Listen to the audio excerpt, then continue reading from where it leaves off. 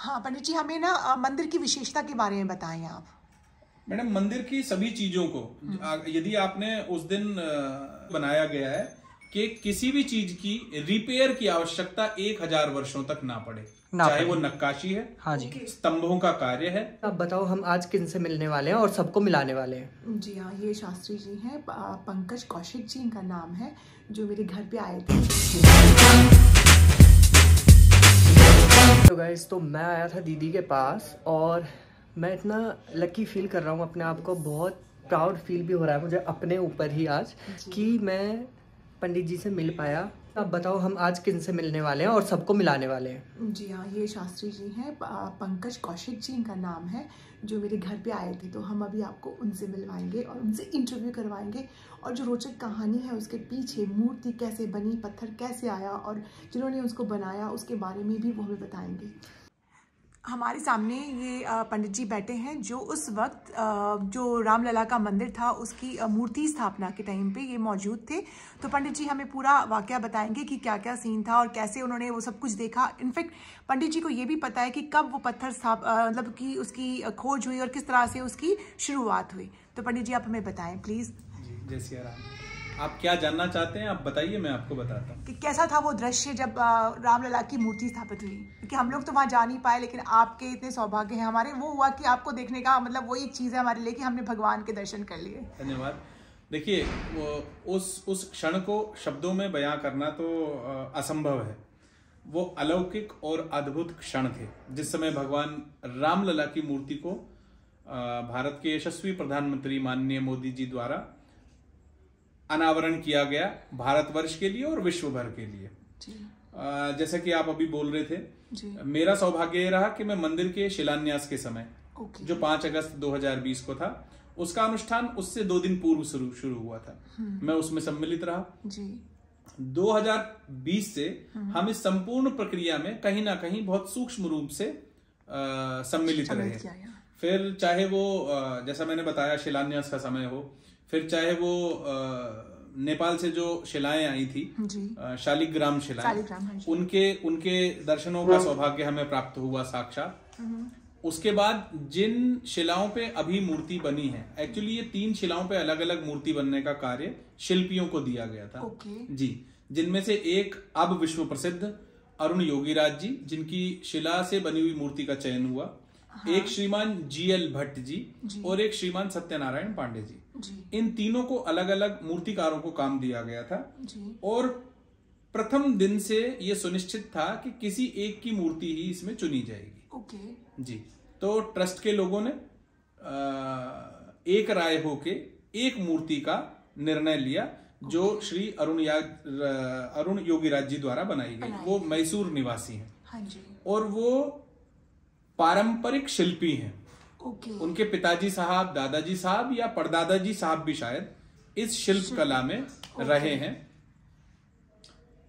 और आपने बताया था उन्होंने मैसूर का जो किला है, उनके दादाजी साहब ने या परदादाजी साहब ने मैसूर का किला बनाया था। वो यंत्र भी वहां उपस्थित थे, जिस शिला पे हमने पूजन कराया, और जिस शिला का निर्माण उन यंत्रों से हो, यंत्र वही थे।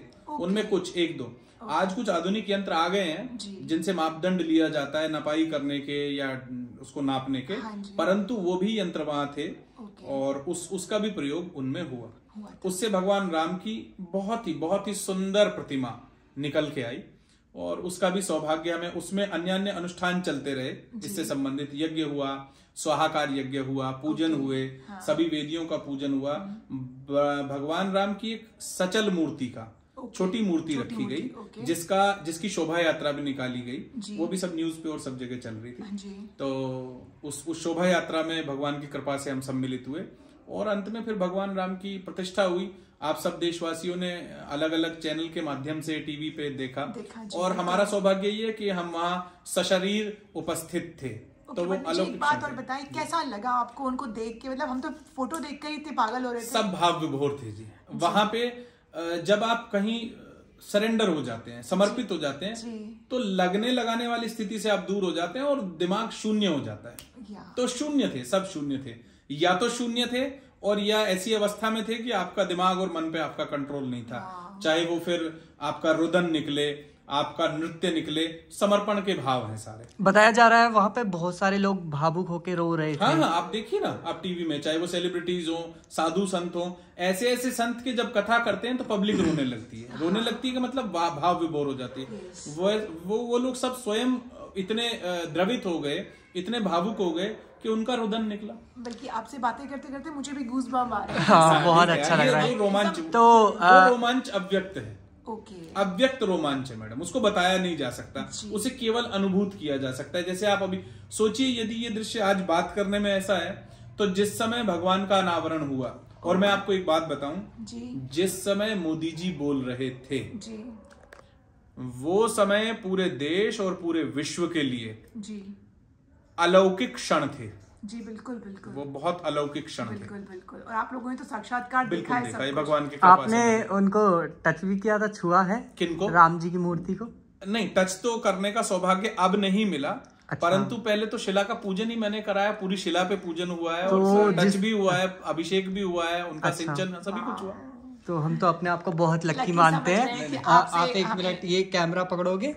आपने, मैं चाहता हूँ जिन हाथों से उस शिला को छुआ है वो आशीर्वाद आपका आशीर्वाद मिला, और हम तो, हमारा तो मतलब भाग है ही नहीं, नसीब में है ही नहीं, हम कब उनको छुएंगे। लेकिन पंडित जी ने इन हाथों से उनको छुआ है, शिला को छुआ था। हाँ। ये आशीर्वाद मिला, ये समझ लो मैं तो धन्य हो गया। संदीप जी, मैं आपसे भी साधारण मनुष्य हूँ, पर भगवान ने नियुक्त किया, भगवान की कृपा हुई कि हम उस कार्य में साक्षी रहे, या हमारा कुछ रत्ती भर भी योगदान रहा, तो भगवान की बड़ी बड़ी कृपा है। छूने के लिए आप ज्यादा भाग्यशाली हैं। नहीं, मैंने आपको छुआ नहीं पंडित जी, वो तो आपका बड़प्पन है कि बड़प्पन है, लेकिन मुझे बहुत अच्छा लगा, मतलब आपसे मिलके भी। शुभकामनाएं। हाँ जी, मैडम प्लीज प्लीज, धन्यवाद धन्यवाद धन्यवाद धन्यवाद।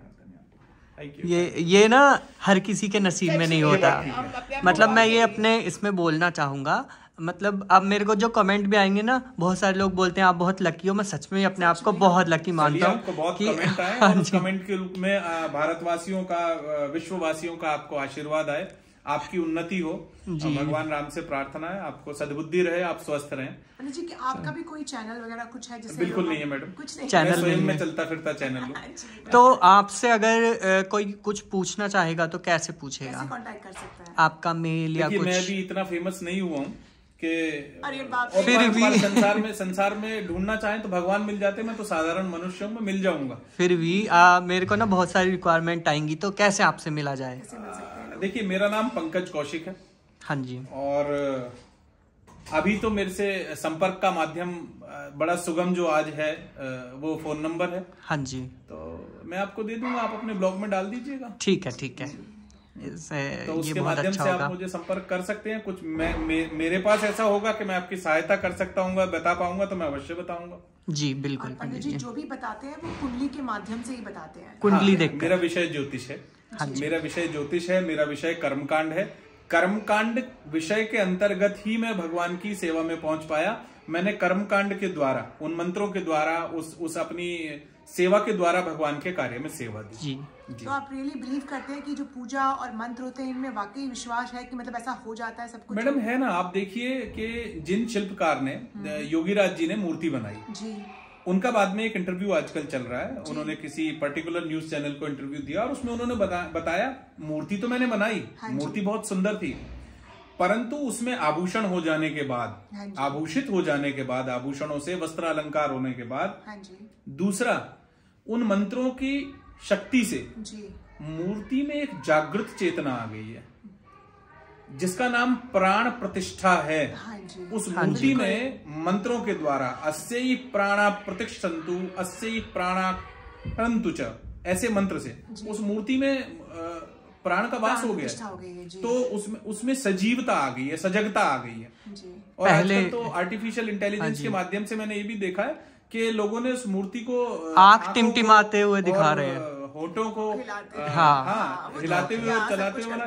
तो ये तो हुआ एक मशीनी का, परंतु जो स्वरूप निकल के आया है तो कहीं ना कहीं उसमें मंत्रों का प्रभाव है। और आप सब देशवासियों की वो भावनाएं हैं कि आप उन्हें अपने अपने रूप से देख पा रहे हैं, और लोग तो बात भी करते हैं मूर्तियों से। बिल्कुल, तो बिल्कुल, उनका कनेक्ट है अपना, वो तो विश्वास है, भाव जगत की महिमा तो अपरंपार है।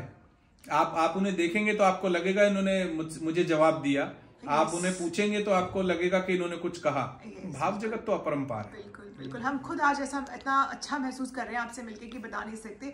मैं आपसे एक और सवाल करना चाहूंगी, आप हमारे व्यूअर्स को, जो यंग बच्चे हैं जनरेशन के लिए, कुछ ऐसा बताएं ताकि वो भी इस चीजों को समझें और उसे अंडरस्टैंड करें और गलत रास्तों पे ना जाए। हाँ बिल्कुल, देखिए गलत रास्ते पे तो चलना ही नहीं चाहिए, परंतु आपने जो कहा कि मैं क्या कहना चाहूंगा, मैं उसी मोदी जी के संभाषण के 2 शब्द आपको बताता हूं जिससे मैं स्वयं भी इंस्पायर हुआ, प्रभावित हुआ। मोदी जी ने कहा कि अब हमें ना अहम से वयम की ओर बढ़ना है। जी बिल्कुल, अहम से वयम, मैं से हम सब की ओर। तो केवल मुझे अपना नहीं सोचना है, मुझे अपने सबका सोचना है। जी बिल्कुल। जब मैं अपने सबका सोचूंगा तो उससे न केवल मेरा निजी विकास होगा, सबका, हमारा विकास होगा, हमारे समाज का विकास होगा। और समाज खैर आपका तो कला है ये। नहीं कोई कला नहीं है मैडम, मुझे बस बोलना ही नहीं आता है, बस एक यही मेरे अंदर कमी है। एक बात हो गई मोदी जी की, और दूसरी बात कौन सी है? यही बात, अहम से वयम की ओर। मेरा फोन आ गया था ना। हाँ कोई बात नहीं, अहम से वयम की ओर। हमें माँ से, अहम वाले माँ से हम सब की ओर बढ़ना है, हम सब की ओर बढ़ना है, सबका सोचना है ना। संगच्छध्वम संवदध्वम, शास्त्र ने ऐसा कहा है, हम साथ बढ़ने वाले हों, हम साथ उन्नति करने वाले हों, हम साथ चलने वाले हों, है ना। तो उससे तो राष्ट्र में एक अलग जागृति आएगी। आज हमारा देश किन्हीं अलग ऊंचाइयों पे है विगत वर्षों की अपेक्षा, और अगर हम ये सोच के चलेंगे कि हमें सबका साथ रखना है तो शायद हम और आगे बढ़ पाएंगे। और जो यूथ है हमारी, तो शक्ति ही यूथ है, है ना। तो यदि वो किसी भी प्रकार के व्यसन में, मेरा मतलब है यदि गलत रास्ते पे है, आज किसी को भी ये बताना कि गलत रास्ता क्या है बेकार है। सबको पता है क्या ठीक है क्या गलत है ना। हाँ तो वो भाषण ही लगता है अपने ठीक का, कोई भाषण की आवश्यकता नहीं है, सब में बुद्धि है। और सोशल मीडिया, मुझे सोशल मीडिया की सबसे अच्छी बात मैडम ये लगती है, जितनी भी ज्ञान की और अच्छी बातें हैं सोशल मीडिया पे कही जा चुकी हैं, चाहे वो व्हाट्सएप मैसेजेस के रूप में हो, किसी ब्लॉग के रूप में हो, और अन्य संदेश के रूप में हो। अब केवल आवश्यकता है तो उनको आचरण में लाने की, समझने, अप्लाई करना है उन्हें। कहीं सब जा चुकी है, सामाजिक हो, पारिवारिक हो, प्रेम से संबंधित हो, द्वेष से सबकी अच्छी बातें कही जा चुकी हैं, केवल उन्हें आचरण में लाना है, अप्लाई करना है, इतना सा। तो जय सिया राम, अच्छा लगा आपसे मिलके। हाँ पंडित जी, हमें ना मंदिर की विशेषता के बारे में बताएं आप। मैडम मंदिर की सभी चीजों को, यदि आपने उस दिन वो कार्यक्रम 22 तारीख वाला देखा है जो लाइव चल रहा था, तो उसमें माननीय चंपत राय जी, महासचिव राम जन्मभूमि तीर्थ क्षेत्र ट्रस्ट जी के द्वारा ये बताया गया, मंदिर से संबंधित हर चीज को ये ध्यान में रखते हुए बनाया गया है कि किसी भी चीज की रिपेयर की आवश्यकता 1000 वर्षों तक ना पड़े, चाहे वो नक्काशी है, हाँ जी, स्तंभों का कार्य है, या नींव है। यदि मैं गलत नहीं हूं तो शायद 15 मीटर चौड़ी, 15 मीटर चौड़ी तो नींव का बेस है। Oh my God, really? जी। तो किसी प्रकार की प्राकृतिक आपदा, भीषण से भीषण आपदा में भी, भगवान ना करे कभी आए, मंदिर स्थिर बना रहेगा।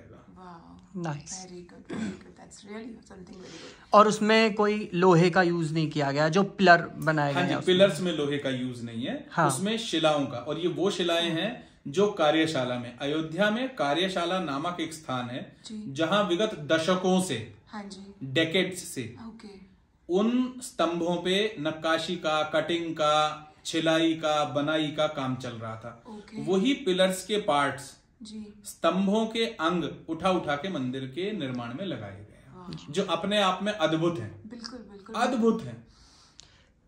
अभी ग्राउंड फ्लोर ही बोल रहे हैं कि कंप्लीट हुआ है। हाँ जी, फ्लोर हाँ, जन सामान्य के हिसाब से ग्राउंड फ्लोर है, अन्यथा वो लगभग 30 फीट ऊंचा, 30 फीट ऊंचा, 20 से 30 फीट ऊंचा है, जहां से ग्राउंड फ्लोर शुरू होता है, ग्राउंड से ऊंचा। हाँ, सीढ़ी है, जहां अभी रामलला विराजमान है, उसके ऊपर एक और तल और शायद फिर एक और तल बनेगा। इस पे ट्रस्ट विचार कर रहा है कि इन रामलला के बाद क्या कोई दूसरी मूर्तियों की स्थापना उसी पर्टिकुलर जो बन गया है तल उस पे की जाए, या उससे ऊपर वाले पे की जाए। ये सब ट्रस्ट का कार्य, भगवान को विराजित कर दिया है।